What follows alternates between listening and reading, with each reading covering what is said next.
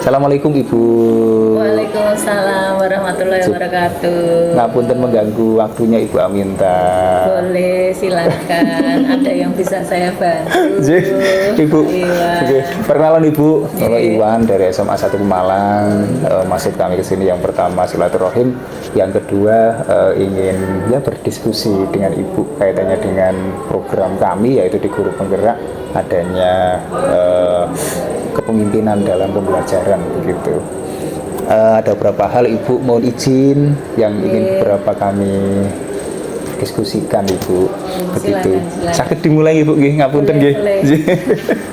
Nggih. Yang pertama Ibu ngapunten sangat ketika Ibu menjadi pemimpin di SMA Negeri 3 Pemalang. Tentunya kan ada beberapa hal yang mungkin istilahnya kasus yang terjadi ya Bu ya. Di mana kasus ini kan memang di luar kapasitas kita kan begitu.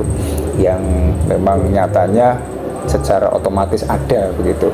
Nah, kaitannya dengan kepemimpinan Ibu ngapunten, bagaimana kemudian cara Ibu untuk mengidentifikasi Ibu kasus-kasus terkait dengan dilema etika serta pujukan moral pada sudut pandang kasus tersebut Ibu.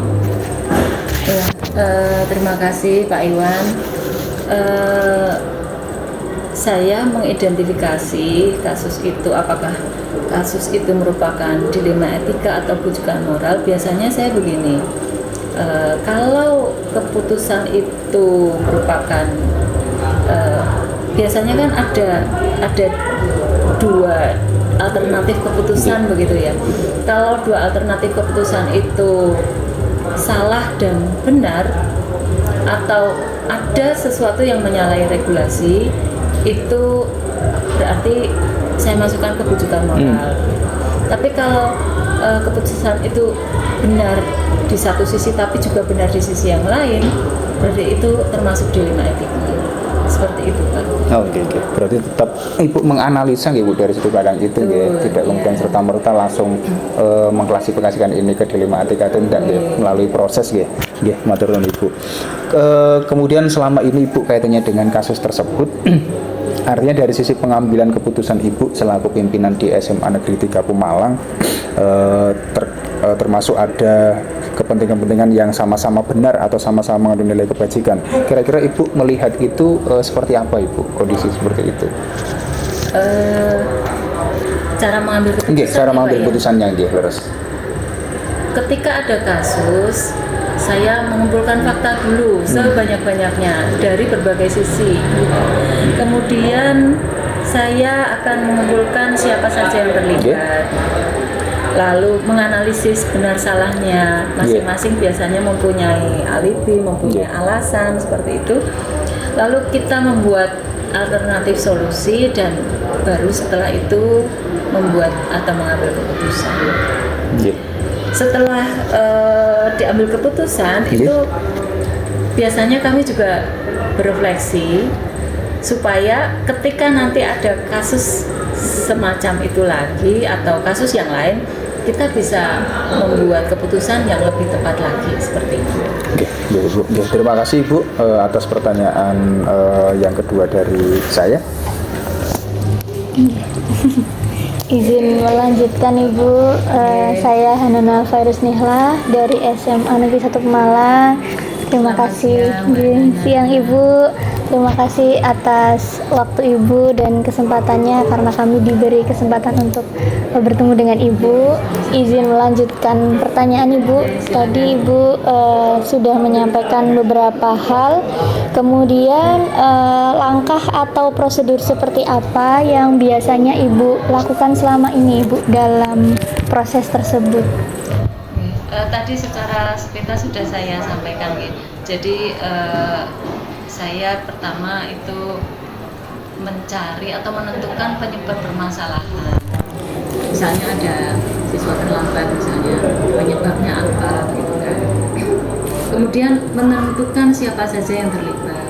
Apakah dia memang terlambat sendiri atau dipengaruhi oleh temannya, harus ngampiri atau menunggu temannya dulu, atau mungkin harus mengantar adiknya dulu, atau harus memasakkan bubur neneknya dulu yang sedang sakit dan sebagainya gitu kan.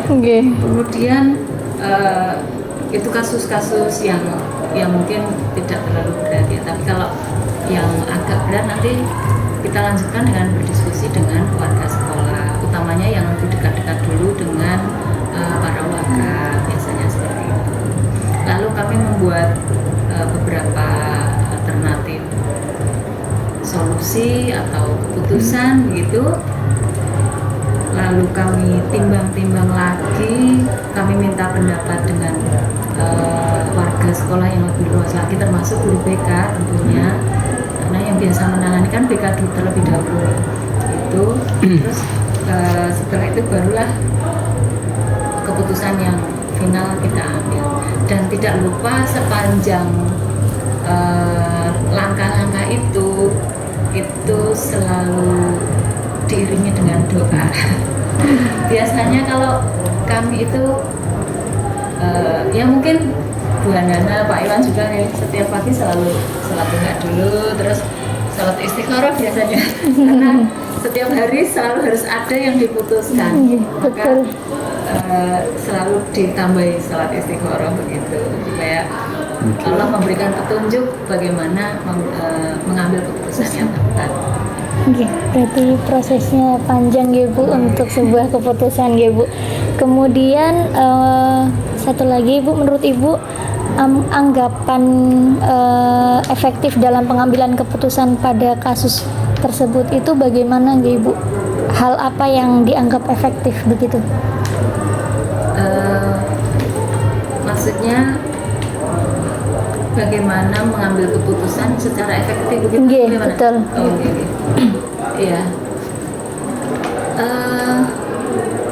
Kalau kasusnya itu kasus ringan, biasanya kan langsung diputuskan Bu ya.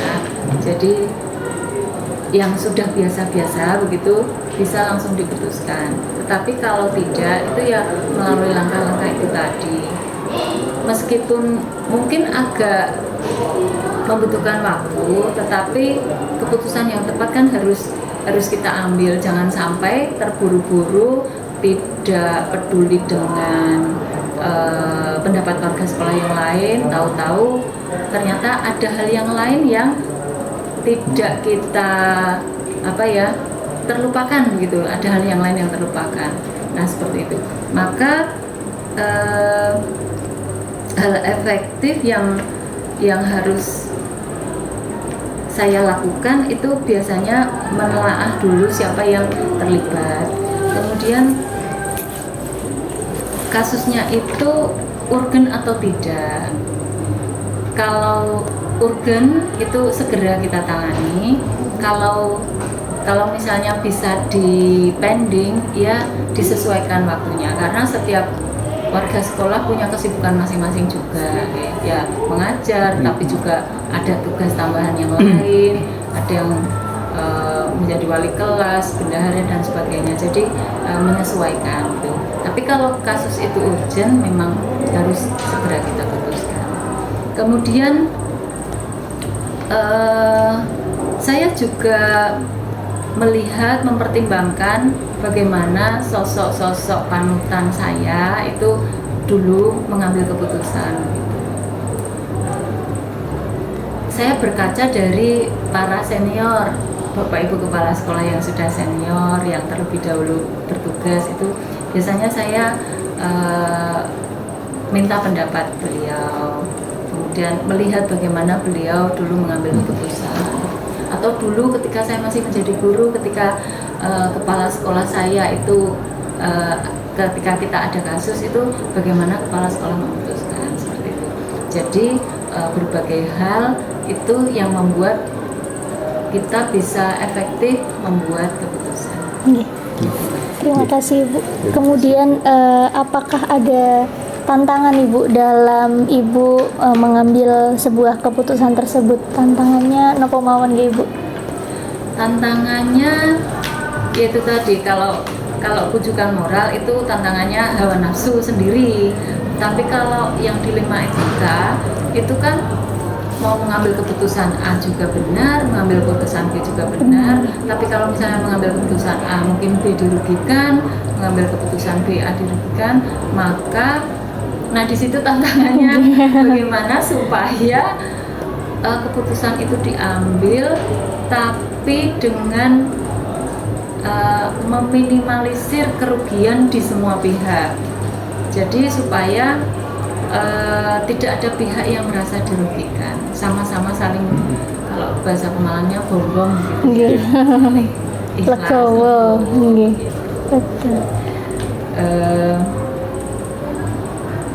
Kemudian kadang-kadang ada juga keputusan yang diambil itu melanggar prinsip keadilan.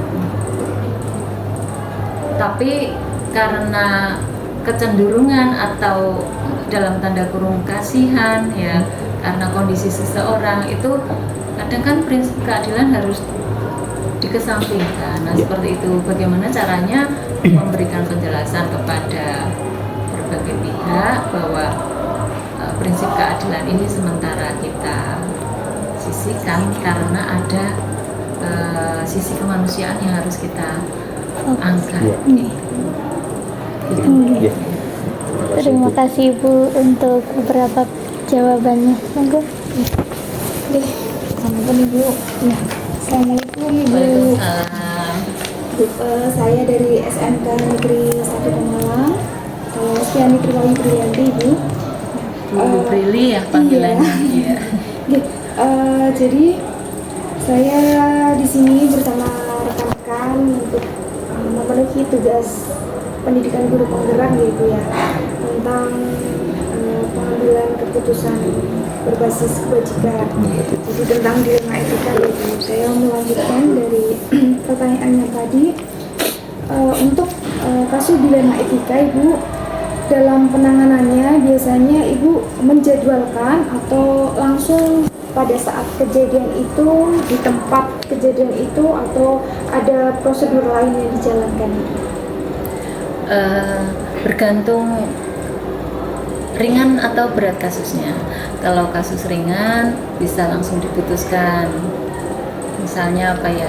Ya anak siswa masuk tetapi misalnya tidak memakai dasi, nah langsung dasinya kita minta untuk dipasang seperti itu. Tetapi kalau misalnya kasus-kasus yang berat itu kan butuh pemikiran, butuh diskusi dengan warga sekolah. Biasanya kami setiap Senin menyempatkan untuk ngumpul, untuk berdiskusi, utamanya Waka, mengevaluasi peristiwa seminggu yang lalu, hal-hal apa yang sudah berhasil dan hal-hal apa yang perlu ditingkatkan, kemudian kasus-kasus apa yang belum selesai dan sebagainya. Seperti tadi baru saja itu juga kami habis berembuk begitu nggih. Jadi waktu luang mungkin hanya beberapa menit gitu. Tapi kalau ada kasus-kasus tertentu ya agak panjang. Kemudian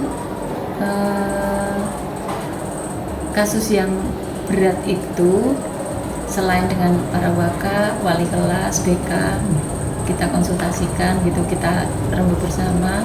Itu yang utama kita harus pegang adalah keputusan itu nanti harus berpihak pada murid dan memegang prinsip nilai-nilai kebajikan gitu. Apapun itu, meskipun mungkin berat di Bapak Ibu guru, ya, tapi ya demi murid ya, supaya anak-anak kita, karena kita sekolah anak-anak juga, ya. Nah, itu maka kita harus itu tadi berpihak untuk ini keputusannya dan tetap mengutamakan nilai-nilai kebajikan. Oke Ibu, mungkin jadi berarti tergantung ringan atau beratnya kasusnya gitu. Betul. Oke. Kemudian Ibu, dalam pengambilan keputusan tadi selama ini adakah faktor-faktor yang mungkin membantu atau mempermudah Ibu dalam pengambilan keputusan itu? Ya, yang pertama adalah regulasi.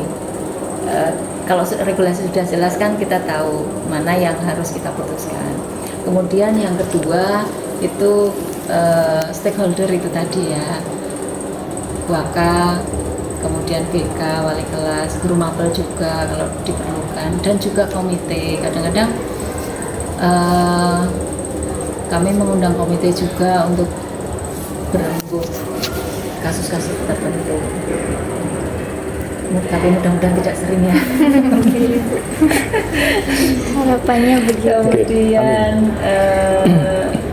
ya itu tadilah yang utamanya adalah stakeholder itu supaya selalu kompak. Saya berarti. Loh, oke.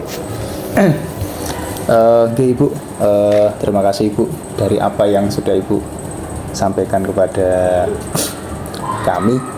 Terima kasih sudah Ibu banyak membantu kami untuk bisa menganalisis sejauh mana kemudian penerapan strategi dalam kepemimpinan terutama Ibu berada di SMA Negeri 3 Pemalang. Kemudian pertanyaan terakhir Ibu, dari semua hal yang telah disampaikan oleh Ibu, kira-kira pembelajaran apa Ibu yang dapat ngapunten Ibu petik dari pengalaman Ibu selaku pimpinan di SMA Negeri 3 Pemalang terkait dengan program Dilema Etika itu Ibu? Yang pertama pelajarannya saya perlu jam terbang. Ternyata semakin sering menangani kasus itu semakin jitu dalam membidik keputusan gitu. Kemudian yang kedua, ternyata ketika mengambil keputusan itu kita tidak bisa hanya mengandalkan logika, emosi gitu, tetapi juga harus memperhatikan banyak hal dari berbagai sudut, dari berbagai kepentingan, karena harus adil untuk semuanya dan harus meminimalisir kerugian bagi semua pihak, syukur-syukur bermanfaat bagi semua pihak. Seperti itu Pak. Ya, terima kasih Ibu, semua hal yang Ibu sampaikan semoga ini menjadi pembelajaran bagi kami selaku calon guru penggerak Ibu, dan terima kasih waktu yang sudah diberikan oleh Ibu, semoga bermanfaat untuk kami tentunya. Mudah-mudahan bermanfaat. Dan semoga tidak mengganggu aktivitas Ibu yang paling terpenting. Karena sudah dijadwalkan. Jadi terima kasih Ibu, kami sampaikan. Sekian kami akhiri. Assalamualaikum warahmatullahi wabarakatuh. Waalaikumsalam warahmatullahi wabarakatuh. Kami izin Ibu. Assalamualaikum warahmatullahi wabarakatuh, Bapak. Waalaikumsalam warahmatullahi wabarakatuh. Mohon maaf mengganggu waktu Bapak. Iya. Saya Hanana, Bapak, dari CGP Angkatan 11 dan juga mengajar di SMA Negeri 1 Pemalang. Ya, gimana Mbak Nana, ada yang bisa saya bantu? Ini ada beberapa yang ingin saya tanyakan Bapak terkait pengalaman Bapak, terkait bagaimana sih Bapak mengidentifikasi kasus-kasus yang merupakan dilema etika dan juga bujukan moral Bapak. Ya.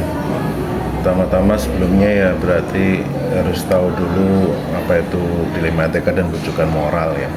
Kalau dilema etika kan itu sesuatu yang benar melawan benar kan. Kalau bujukan moral benar melawan salah.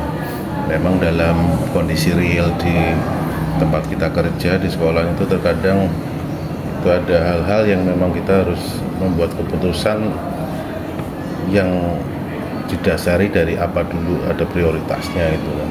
Apakah dasarnya dari hasil akhir saja atau dasarnya dari rasa peduli ataukah yang berdasarkan dengan kepentingan secara umum.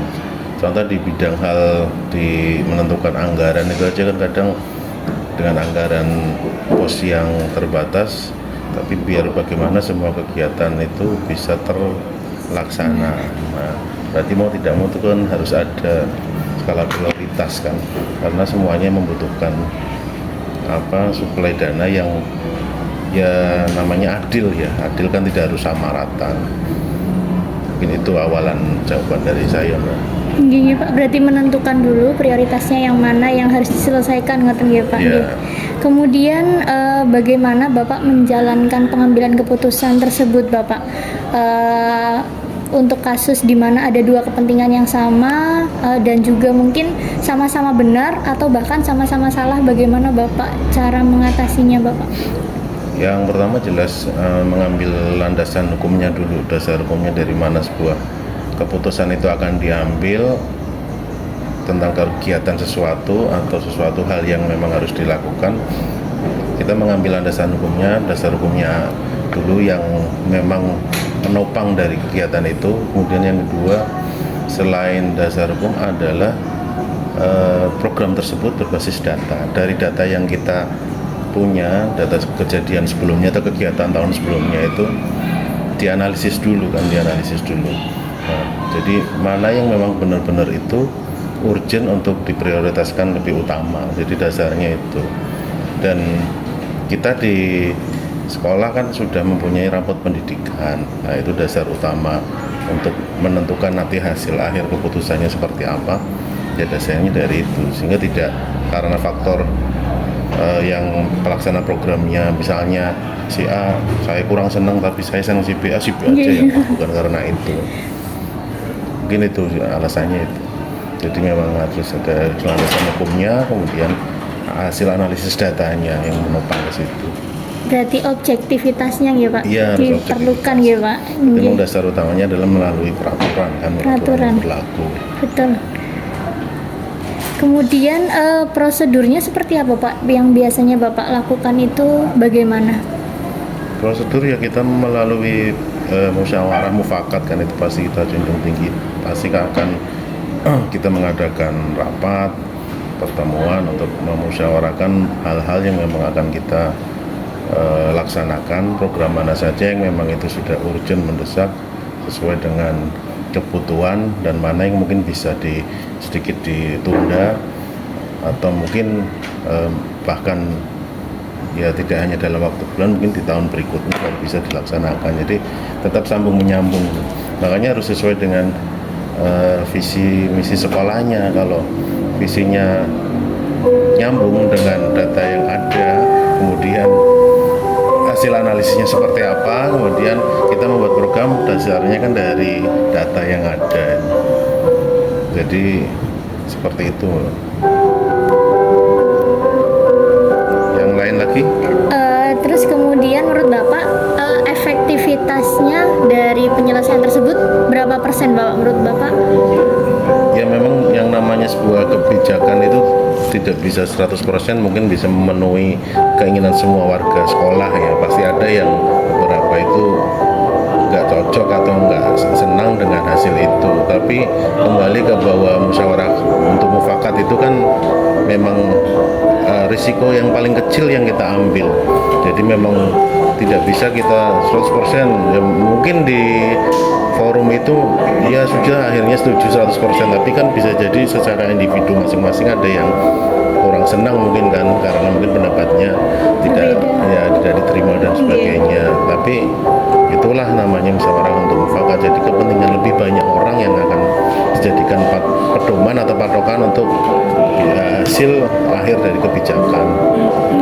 Kemudian ada nggak Pak tantangan dalam Bapak menyelesaikan itu? Pernah mengalami tantangan nggak Pak? Pasti tantangan itu pasti ya, ada, karena setiap bapak ibu guru karyawan itu kan punya pendapat, kemudian punya persepsi yang berbeda-beda, dan itu memang tidak mudah untuk menyamakan persepsi. Jadi makanya kalau sebuah program dasarnya ini sudah biasanya seperti itu, dari dulu seperti itu, nah itu makanya pasti akan lemah. Jadi yang perlu mungkin kami sampaikan, sosialisasikan di awal adalah jika ingin membuat sebuah program kemudian ada kebijakan, maka harus ada dasar-dasar yang melandasi itu. Tidak bisa dasarnya sudah biasanya kayak gitu kok nggak apa-apa. Nah itu yang perlu dibangun untuk bahwa pemikiran itu pemikiran lama. Penyamaan persepsi gitu ya Pak. Jadi persepsi disamakan dulu, oke, ada diskusi di sana, ada argumentasi, nah kemudian akan ketemu satu titik. Nah setelah itu akan muncul sebuah keputusan. Nah, sehingga pada saat itu ada keputusan sudah bisa saling menerima, intinya itu. Pasti ada lah banyak tantangan itu. Ya. Banyak hal ya Pak, Ya, yang pasti. Nah kemudian semisal ada kasus dilema etika nih Pak, apakah Bapak itu langsung menyelesaikan saat itu juga di tempat itu? Kalau iya, bagaimana nggih Pak? Kira-kira langkah yang Bapak lakukan untuk menyelesaikannya?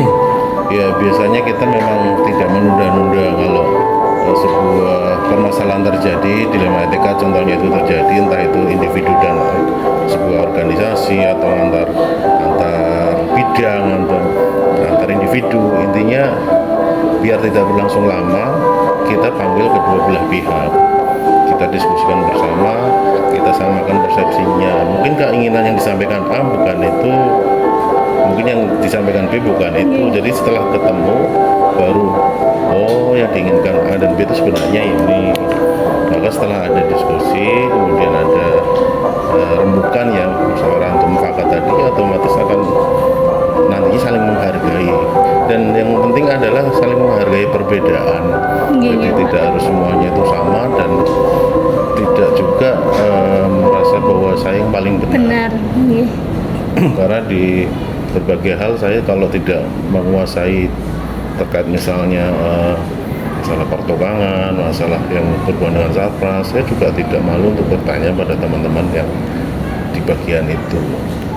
Saya tentang K3, tentang keamanan, saya juga pasti akan mencari sumber untuk menanyakan tentang hal-hal yang terkait. Jadi tidak terus ini gini harus seperti ini, putusan saya harus semuanya nurut dan sebagainya. Jadi akan saling menghargai dan saling menghormati. Itu aja. Langkah tadi ini nggih Pak, yang saya simak tadi Bapak berarti langkahnya sangat prosedural sekali nggih Pak. Jadi mengedepankan musyawarah mufakat gitu nggih Pak. Kemudian faktor apa yang selama ini mempermudah atau membantu Bapak dalam menyelesaikan sebuah permasalahan Pak? Faktor personal Pak. Faktor personal itu bahwa karena saya menganggap semuanya adalah rekan kerja, semuanya keluarga baik, sehingga pada saat ada masalah kita kan tidak memandang saya hanya berpihak di kubu tertentu atau orang tertentu, sehingga yang saya kedepankan adalah kepentingan yang lebih besar, ya, kepentingan sekolah, kepentingan siswa, kepentingan tujuan sekolah ke depannya. Jadi bukan pada kesukaan atau kesenangan pada salah satu personal atau individu. Jadi mungkin itu yang membuat saya akhirnya dengan teman-teman itu bisa lebih terbuka jika ada masalah, kemudian kita diskusikan bersama, kemudian menghasilkan hasil yang bisa diterima bersama-sama. Iya Pak, berarti memang mengedepankan personal orangnya gitu Pak, bagaimana caranya biar bisa semuanya bareng-bareng ngoten nggih Pak. Kemudian yang terakhir Bapak, bagaimana Bapak memetik dari pengalaman yang Bapak laksanakan itu? Jadi memang ilmu manajerial itu bisa dibaca, dipelajari semua orang. Tapi untuk mempraktekannya, mengamalkannya itu memang butuh jam terbang, butuh pengalaman dan butuh kesabaran. Sebab kalau kita tidak menurunkan ego kita masing-masing, otomatis ya itu akan susah dilaksanakan. Jadi poin utamanya adalah sabar dan kita bisa menurunkan ego kita. Terima kasih Bapak yang disampaikan tadi. Bapak benar-benar memberikan pengalaman untuk saya, karena memang ini ya Pak, memang pengalaman jam terbang itu sangat berpengaruh ya Pak untuk penentuan keputusan gitu ya Pak. Semoga saya bisa tertular hal baik dari Bapak tadi yang Bapak sampaikan, menjadi pembelajaran untuk saya juga. Terima kasih Bapak untuk waktunya. Mohon maaf mengganggu Bapak. Selamat beraktivitas kembali Pak.